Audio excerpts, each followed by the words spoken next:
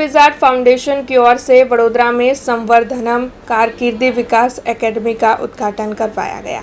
कल गुजरात स्थापना दिन मनाया जा रहा था, तब गुजरात स्थापना दिन के शुभ मौके पर what Wizard group of companies की ओर से CSR एक्टिविटीज़ के भाग स्वरूप वडोदरा में संवर्धनम कारकिर्दी विकास एकेडमी का उद्घाटन करवाते हुए शिक्षा क्षेत्र में एक पहल की गई। दरअसल इस एकेडमी का उद्घाटन श्री वल्लभ कुलभूषण वैष्णवाचार्य परम पूज्य 108 ब्रजराज कुमार महाराज जी के हाथों करवाया गया और इस दौरान वॉट विजार्ड ग्रुप के chairman Yatin Gupte, Watt Wizard foundation के trustee Sheetal Bhalerao, Watt Wizard foundation के सलाहकार डॉक्टर जिगर इनामदार और शहर भाजपा अध्यक्ष डॉक्टर विजय शाह विशेष तौर पर मौजूद थे। પછી 12મા પછી કોલેજ પછી ભારતની બહાર વધુ અભ્યાસ માટે વિદ્યાર્થીઓએ શું કરવું જોઈએ એના માટેની એક સ્ટ્રક્ચર્ડ વ્યવસ્થા હોવી જોઈએ।